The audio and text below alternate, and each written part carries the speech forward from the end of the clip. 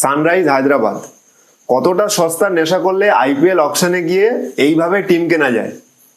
কোনো প্ল্যানিং নেই, কিছুই নেই, যাকে খুশি তাকে কিনছে। বিদেশি প্লেয়ার কিনে বিদেশি প্লেয়ারের খিচুড়ি বানিয়েছে। ওরা নিজেরাই বুঝতে পারবে না যখন ওরা প্লেইং 11 সাজাবে যে কোন চারজন বিদেশিকে প্লেইং 11-এর মধ্যে রাখবে আর কাদেরকে বেঞ্চে বেঞ্চে বসাবে।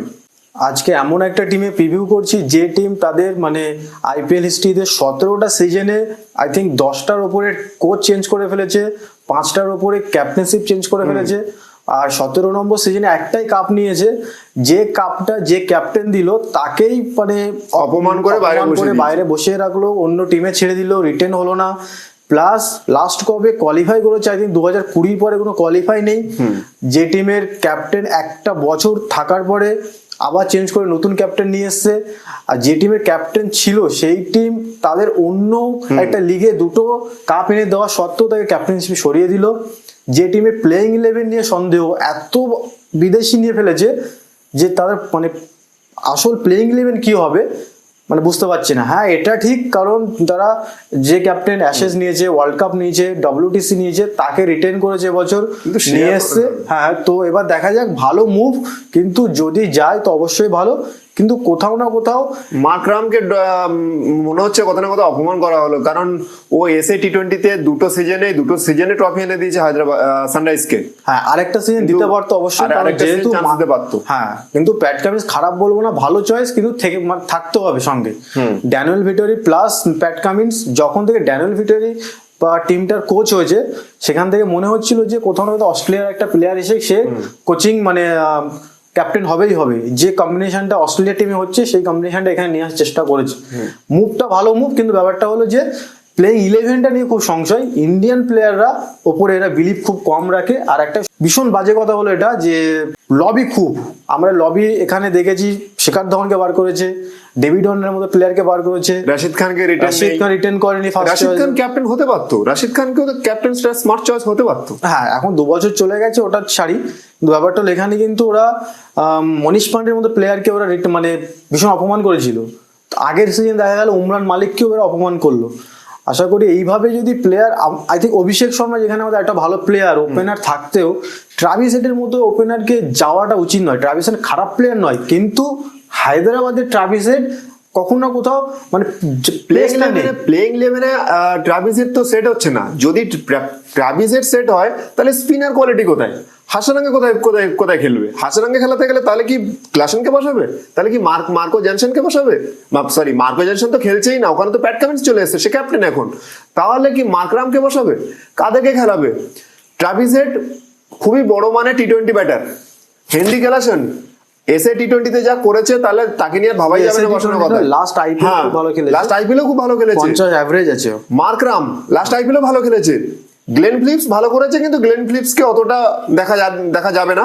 মার্কো জনসন যে লাস্টে নেমে এসে অলরাউন্ডার ব্যাট লাগে, পাওয়ার হিটার আছে, প্লাস ফাস্ট বোলার, খুবই ফাস্ট বোলার, খুবই ভালো ফাস্ট বোলার, লেফট আর্ম আবার হাসারাঙ্গা। ওদের হায়দ্রাবাদের ফ্রন্ট থেকে স্পিনারে লিড করার মতো কেউ নেই। মানে টোটাল যদি যে প্লেয়ারগুলো হিসাব করে যদি দেখা যায়, Travis head 1, Markram 2, Henry Klaasen 3rd, Marco Johnson 4th, Pat Cummins 5th, Hasaranga 6th। এই 6টা টপ বিদেশি প্লেয়ার। গ্লেন ফিলিপস আছে, কিন্তু এই 6টা টপ বিদেশি প্লেয়ার, এই 6টার মধ্যে কাকে বাদ দেবে, কাকে খেলাবে? তুই কি বলছিস? আমার মতে যেটা বলে যে হাসারাঙ্গা তো খেলতেই হবে, কারণ যেহেতু হায়দ্রাবাদের গ্রাউন্ড বড় আর ওখানে পিচ স্লো হবেই হবে। ট্রাভিস হেড বসতে হবে, তাহলে ট্রাভিস হেডকে বসতে হবে, একদম ভালো চয়েস হবে। ট্রাভিস হেড যদি বসে, অভিষেক শর্মা আর মায়াঙ্ক আগারওয়াল ওপেন করবে। অন ডাউন আসছে রাহুল ত্রিপাঠী, তারপরে আসছে মার্কারাম নিজে আসছে, তারপরে আসছে আমাদের হেনরিক ক্লাসেন, তারপরে আব্দুল সামাদ ওদের খেলবে, ওয়াশিংটন সুন্দর, আর বাকিরা যা আছে ইন্ডিয়ান ওয়াশিংটন সুন্দরের পরে এবার হাসারাঙ্গা আর প্যাট কামিন্স, কারণ তারপরে ইম্প্যাক্ট প্লেয়ার বলতে গেলে আর ইম্প্যাক্ট প্লেয়ার ওদের লিস্ট যারা আছে ভালোই। শাহবাজ আহমেদ আছে, লেফট আর্ম অর্থোডক্স প্লাস ভালো ব্যাটসম্যান, ভালো চয়েস নিয়েছে ওরা। যেটা মানে ভুবনেশ্বর কুমার আছে বোলার, উমরান মালিক আছে, নটরাঞ্জন আছে, ইন্ডিয়ান ফাস্ট বোলার ভালো আছে। সুতরাং প্রথমত ট্রাভিস হেডের দিকে যাওয়া উচিত হয়নি। যদি ট্রাভিস হেডের দিকে গেছে, মানে যদি ট্রাভিস হেড ওদের মাথায় ছিল, তাহলে প্যাট কামিন্সের জন্য যাওয়া উচিত হয়নি।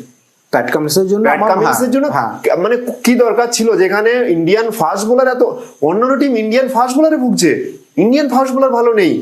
আজকে যদি আমি আরসিবির কথা বলি, ইন্ডিয়ান ফাস্ট বোলার ক্ষেত্রে এই এই এই ধরনের যদি উমরান মালিক, নটরঞ্জন, ভুবনেশ্বর কুমার যদি আরসিবিতে থাকতো, আরসিবি ব্যাটিং আরো স্ট্রং করে নিত, ওরা আর কোনো বিদেশি পেসারের দিকে যেতই না, বরং স্পিনার বিদেশি নিত। তবে প্ল্যান ক্লিয়ার রাখতে হবে ট্রাভিস হেডকে খেলাবো কিনা, কারণ ট্রাভিস হেড মানে খারাপ প্লেয়ার নয়, কিন্তু কোথাও না কোথাও প্রথম একাদশে ওদের মনে হয় না যে ট্রাভিস হেড খেলবে। যাই করুক, আর সব থেকে আমার মতে অকশন তো বাজে হয়েছে।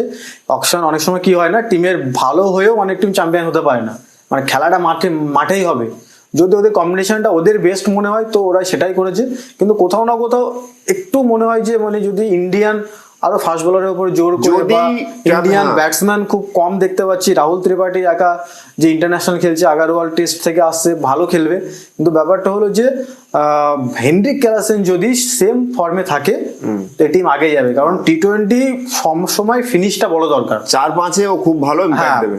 টি-20 ফিনিশটা বড় দরকার, যেখানে দেখা গেলে সব টিমের ফিনিশ অবশ্যই ভালো আছে, সেখানে হেনরিক ক্লাসেন অবশ্যই একটা মানে খুব বড় মাপের ওদের হায়দ্রাবাদে ইম্পর্টেন্ট প্লেয়ার হয়ে দাঁড়াবে এই সিজনে। যে সিজন 2023 থেকে ছেড়েছে সেইভাবে শুরু করতে হবে, কারণ লাস্ট ম্যাচ দেখেছি 100 করেছিল আরসিবির বিরুদ্ধে, তো 50 অ্যাভারেজ আছে, দুটো 50 প্লাস একটা 100, তো হেনরিক ক্লাসেনের উপরে অবশ্যই মানে খুব ভালো, মানে ওদের ভীষণ নির্ভর করে ব্যাটিং অর্ডারটা। আর মার্কারাম তো খুব ভালো ট্যালেন্ট প্লেয়ার, অবশ্যই করবে। আর আমাদের ইন্ডিয়ান যে রাহুল ত্রিপাঠী, আগারওয়াল, আশা করি এরা ভালো খেললে টিম আগে যাবে। টিম ব্যালেন্স আছে, প্ল্যান ক্লিয়ার রাখতে হবে যদি আগে যেতে চায়। তো এই যে টিম এখন স্কোয়াড নিয়েছে এই হিসাবেই খেলতে হবে, প্ল্যানিং পুরো ক্লিয়ার রাখতে হবে। যেমনটা তুই বললি, ড্যানিয়েল ভিতরি অনেক বড় মানের ক্রিকেটার, তার থিঙ্কিংও খুব ভালো, ক্রিকেট থিঙ্কিং। কালকে আমরা প্রিভিউ করতে চলেছি আইপিএল এর সব থেকে বড় টিম চেন্নাই সুপার কিংস, দা থালা, মহেন্দ্র সিং ধোনি। তো সঙ্গে থাকুন, ইউটিউবে চ্যানেলকে সাবস্ক্রাইব করুন, ফেসবুকে ফলো করুন, শেয়ার করুন বন্ধুদেরকে, আর প্লিজ ইউটিউব ফেসবুক দুটো জায়গাতে লাইক করুন প্লিজ।